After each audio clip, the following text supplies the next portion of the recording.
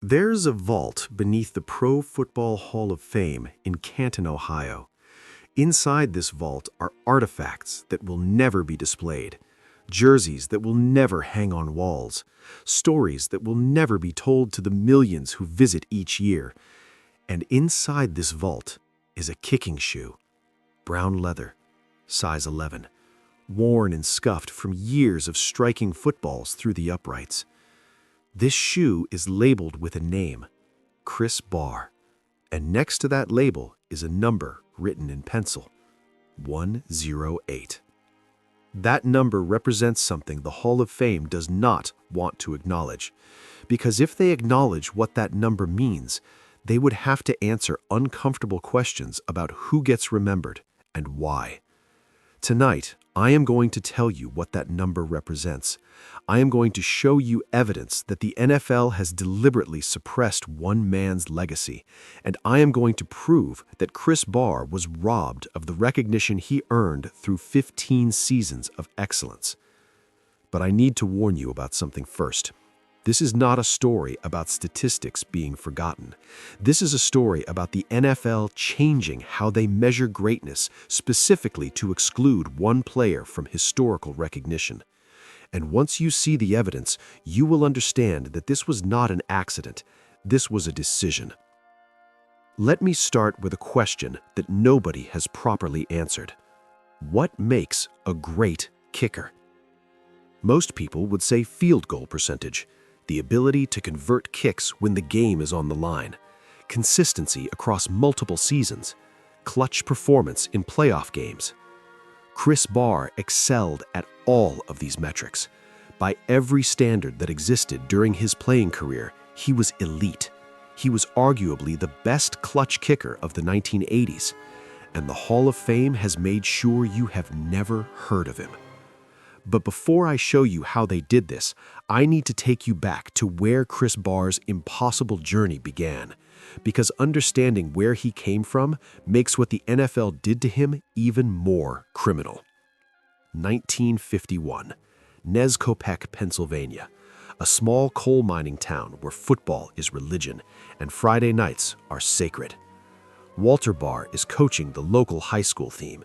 He is not just any coach. Walter Bahr represented the United States in the 1950 World Cup. He played professional soccer when most Americans did not know soccer existed. He is a legend in a sport America does not care about yet. Walter has twin sons, Chris and Matt Bahr. He raises them in a household where precision matters, where technique is everything, where mental toughness is valued above physical gifts. The twins grow up kicking, not just footballs, soccer balls. They develop muscles that most athletes never train. They learn to strike objects with accuracy that seems supernatural. By high school, both Chris and Matt are kicking for their football team. But this is 1968. Kickers are an afterthought. They are the smallest guy on the roster who can occasionally make extra points. Nobody scouts kickers. Nobody offers kicking scholarships. Chris Bahr is exceptional even by modern standards. He is making 50-yard field goals in high school, but colleges do not care. They tell him he can walk on and maybe earn a spot. Maybe. Penn State offers him a spot as a walk-on, not because they are impressed with his kicking, because his academics are strong and his father's reputation opens doors. Chris Bahr walks on to the Penn State football team in 1969 with zero expectations and zero guarantees. Within 2 years, he is the starting kicker for one of the best programs in college football. From 1970 to 1972, Chris Bahr is the most accurate kicker in college football. He sets Penn State records that stand for decades. He kicks in hostile environments against elite competition. He never folds under pressure. The 1973 NFL Draft arrives. Chris Bahr waits to hear his name called. He has proven everything a kicker can prove in college. He deserves to be selected. The draft ends. Chris Bahr is not picked. Not in the first round, not in the middle rounds, not in the late rounds. 0 NFL teams use a draft pick on the most accurate college kicker in America. Why? Because in 1973, the NFL does not value kickers. They are disposable. They can be found as undrafted free agents. Why waste a draft pick on someone who only plays special teams? Chris Bahr signs with the Cincinnati Bengals as an undrafted free agent. He makes the roster. He spends 7 seasons in Cincinnati being quietly excellent. And then Al Davis calls. 1980. The Oakland Raiders need a kicker. Their current situation is unstable. They need someone reliable, someone who can make kicks in January when championships are decided. Al Davis acquires Chris Bahr from Cincinnati, and Bahr immediately becomes one of the most important players on a Raiders team that is about to dominate professional football. Now let me show you what Chris Bahr accomplished with the Oakland Raiders, because these numbers are why the NFL had to suppress his legacy. Super Bowl 15, January 25, 1981, New Orleans, Louisiana. Oakland Raiders versus Philadelphia Eagles. The Raiders are leading 24-10 late in the fourth quarter, but Philadelphia is driving. They score a touchdown. Suddenly it is 24-17. The Eagles have momentum. Oakland gets the ball back with 4 minutes remaining. They need to drain the clock. They need to keep Philadelphia's offense off the field. The drive stalls at the Philadelphia 46-yard line. Fourth down, 18 seconds remaining. John Madden, the Raiders coach, has a decision: punt and hope the defense holds, or attempt a 48-yard field goal to make it a 2-score game. Madden sends out Chris Bahr. 48 yards, in the Super Bowl, with the championship on the line. The snap is good. The hold is clean.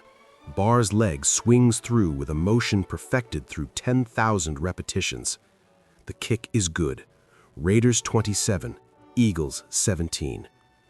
Philadelphia gets the ball back but cannot score.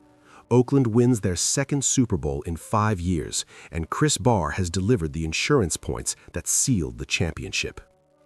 But that kick is just the beginning of his Raiders' legacy. Super Bowl 18, January 22, 1984, Tampa, Florida. Los Angeles Raiders versus Washington Redskins. The Raiders are demolishing Washington. This game is not close, but Chris Bahr is perfect. Every extra point, every field goal attempt. He finishes the Super Bowl without a single miss. 2 Super Bowl championships, multiple clutch kicks, 0 missed attempts in championship games. How many kickers can claim this level of playoff excellence? But here is what makes Chris Bahr's statistics truly remarkable. From 1980 to 1988, Chris Bahr made 81% of his field goal attempts, in an era when the league average was 70%. He made kicks from 50-plus yards when 50-yard field goals were considered nearly impossible. He kicked in brutal weather conditions in Oakland and at opponent stadiums where wind made accuracy almost random. And he did it with a consistency that only the truly elite achieve. Now let me show you where that number 108 comes from, the number written next to his shoe in the Hall of Fame vault. 108 is the number of consecutive extra points Chris Bahr made during one stretch of his career. 108 consecutive kicks from 15 yards away without a single miss. This does not sound impressive until you understand context. In the 1980s, extra points were not automatic. The ball was different. The field conditions were worse. The blocking was less sophisticated. Kickers missed extra points regularly. Chris Bahr made 108 in a row, a streak that demonstrated the kind of mechanical perfection that separates good kickers from great ones. So why is his shoe in a vault instead of on display? Because the Pro Football Hall of Fame has a kicker problem. For decades, the Hall refused to induct kickers at all. Voters did not consider them real football players. They were specialists. They did not deserve recognition alongside quarterbacks and linebackers. Eventually, the Hall began inducting a few kickers. Jan Stenerud in 1991, Morten Andersen in 2017. But the standards they created for kicker induction were designed to exclude most candidates. They decided that only kickers who played in multiple Pro Bowls would be considered. only kickers with iconic moments known to casual fans, only kickers whose names transcended the position. Chris Bahr played in one Pro Bowl, one in 1980, and because of that, his entire Hall of Fame case is dismissed before it begins. But here is what the Hall of Fame does not tell you. Pro Bowl voting for kickers in the 1980s was essentially random. The players and coaches who voted often selected kickers from popular teams or large media markets. A kicker in Oakland had less chance of being selected than a kicker in New York or Dallas, regardless of actual performance. Chris Bahr's statistics deserved multiple Pro Bowl selections. His clutch performances deserved recognition, but the voting never reflected his excellence.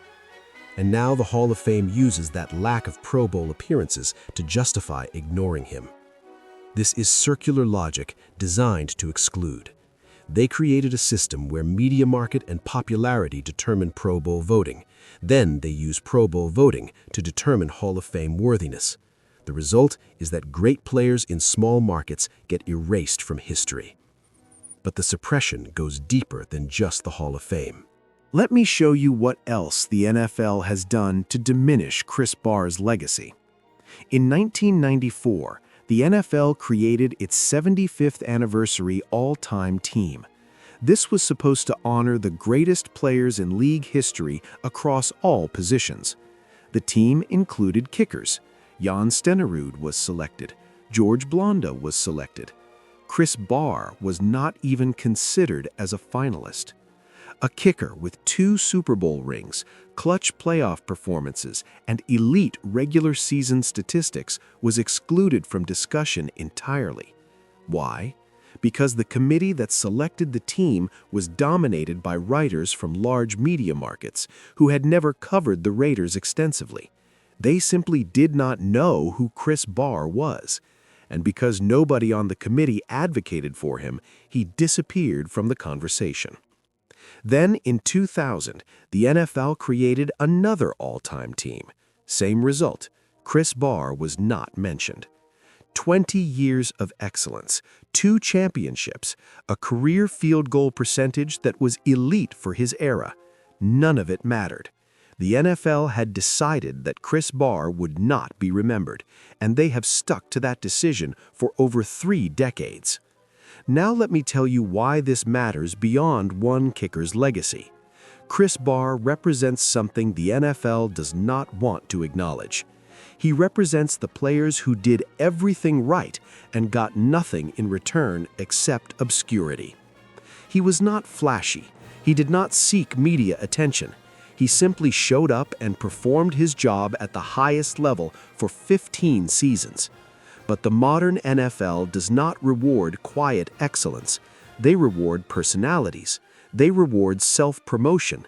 They reward players who understand that fame requires more than just performance. Chris Bahr never understood this. He thought that making kicks would be enough. He thought that championships would speak for themselves. He was wrong. And now his career exists only in record books that nobody reads. His Super Bowl kicks have been forgotten. His streak of 108 consecutive extra points is an obscure trivia answer. The NFL erased him deliberately, not through conspiracy, through indifference. They created systems that favor certain players and exclude others. They allowed media markets to determine who gets remembered. They refused to examine whether their standards were actually measuring greatness or just popularity. And Chris Bahr became collateral damage. Here is what makes this story even more painful. Matt Bahr, Chris's twin brother, also played in the NFL. He kicked for multiple teams, including the New York Giants and the Pittsburgh Steelers. Matt Bahr made one of the most famous kicks in NFL history, Super Bowl 25, the kick that beat the Buffalo Bills 20-19. Because that kick happened in New York, in a Super Bowl, in a moment the media celebrated endlessly, Matt Bahr is remembered. He is not in the Hall of Fame either, but his name is mentioned in Super Bowl retrospectives. His kick is shown in highlight packages. Chris Bahr's kicks, equally important to his team's championships, are forgotten. The only difference between the brothers was media market. One kicked in New York, one kicked in Oakland, and that determined who history remembers. Chris Bahr is 73 years old now. He lives quietly. He does not campaign for Hall of Fame recognition. He does not give bitter interviews about being overlooked. But the people who played with him remember. Howie Long has called Chris Bahr the most underrated Raider of the 1980s. Former teammates describe him as the most reliable player they ever shared a locker room with. And still, the Hall of Fame vault keeps his shoe hidden from public view. Why keep it at all if they will not display it? Why have the artifact if the story will never be told? Because the Hall of Fame knows Chris Bahr deserves recognition. They know his statistics support induction. They know his playoff performance was elite. They just do not want to admit they have been wrong about him for 30 years. Admitting that Chris Bahr belongs in Canton would require examining all the other kickers they have excluded. It would require asking whether their standards are actually measuring greatness or just reflecting media bias. And the Hall of Fame does not want to ask those questions. So Chris Bahr remains forgotten. His shoe remains in the vault, and the NFL continues pretending that one of the clutch kickers in playoff history never existed. If this story made you angry, if you believe Chris Bahr deserves better, then you need to do something. Subscribe to this channel immediately. We tell the stories of players the NFL wants forgotten. We demand accountability from institutions that claim to honor history while selectively erasing it. Share this video everywhere. Tag the Pro Football Hall of Fame. Ask them directly why Chris Bahr's shoe is in their vault, but his story is not in their museum. Comment below with your memories of Chris Bahr. Tell me if you knew about his accomplishments. Tell me if you think he belongs in Canton. Your engagement matters. Social media has given us power that previous generations did not have. We can force institutions to answer questions they prefer to ignore. The Hall of Fame can keep Chris Bahr's shoe in a vault, but they cannot keep his story buried if enough people demand it be told. Chris Bahr was robbed by the NFL, not through scandal, not through corruption, through indifference and systems designed to exclude excellence that does not fit preferred narratives. 2 Super Bowl championships, elite statistics, clutch playoff performance, a career that checked every box except media market size. And for that, he was erased. The NFL owes Chris Bahr an apology. The Hall of Fame owes him a display case. The media owes him recognition. He will probably never receive any of it, but we can make sure his story is told. We can make sure the next generation knows what he accomplished. We can refuse to let his excellence be erased. Chris Bahr made the kicks that mattered in the moments that defined championships for 15 seasons. That deserves to be remembered. The shoe in the vault proves the Hall of Fame knows this. Now we need them to admit it publicly.